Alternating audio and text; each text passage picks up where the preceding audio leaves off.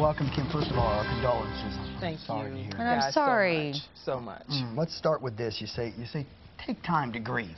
Yes, I recommend that people know that it does not matter how long it will take. Nobody can dictate to you how long you'll be grieving. If you have to cry, cry. It's okay. Cry as long as you need to, as often as you need to.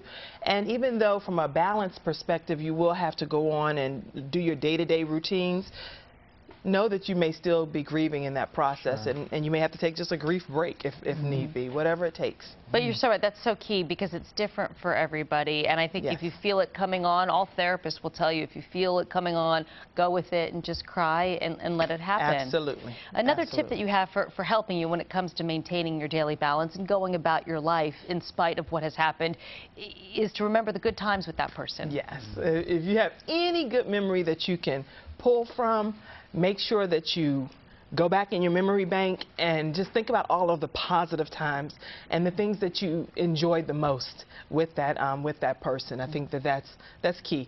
Don't focus on anything that you may have to go back and say, oh, well, they did this before they passed. Well, don't worry about that, because at this point they can't ask for forgiveness anyway.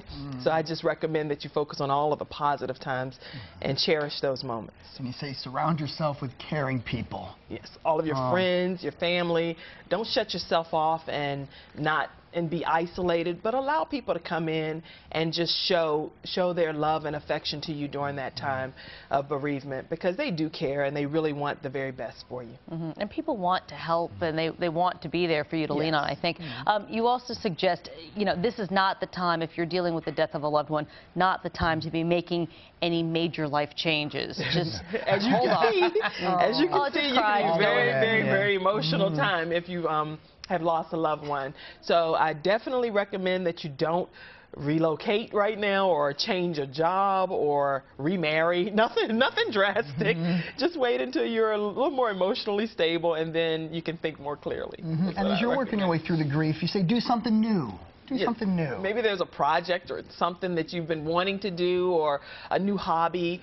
Anything that you may say, this is a good time for me to just try that new thing. For me, I really want to run a race, and I share it with you. So it's a new passion of mine to just go out and run every day and see what can come of it. That's great, and you've been doing it. That's wonderful. Another suggestion you have is to join a bereavement group. I mean, you can get a lot of support, I think, from other people who might be experiencing something that you're going through as well. You know what? Even in addition to just joining a bereavement group, I recommend strongly that it be a bereavement group that focuses on that specific type of loss. Because if you have lost your mother or your grandmother or your aunt or someone specific, it's important that you try to find a group that focuses on that, so that the people in the room also can relate to what it is that you're experiencing. And as you're trying to get through the grief, to remember that your children grieve too, right? Yes. I can share a personal thing. Right now, my son, because my grandmother had a heart attack, my son, my 13-year-old son, he's actually really focused on healthy eating. He's, Mom, buy whole wheat bread. He was chicken sausage. I mean, things that to him will make him healthier. And so you really don't know how your children are dealing with the things. It's important to find out from them what they're feeling, how their emotions are in this process. My 5-year-old son, at the homegoing, we call it homegoing versus funerals.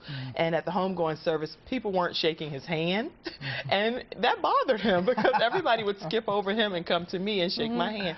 So I told him, I'll put your hand in my hand, and every person that shakes my hand will automatically have to shake your hand. That was important to him. So make sure that you know what's important to your children during that time. Homegoing, that's nice. Yeah, it's a homegoing celebration because she's going home. Oh, Kim Jacobs, well, we're sorry about your grandmother. Thank you so much for coming here today. Sorry for being so emotional. It's okay, honey, I cry here all the time. Don't worry about it. It's not a big deal. You can watch Kim Saturday mornings at 10 on WTVI. Kim Jacobs, The Daily Balance. Thank you so much.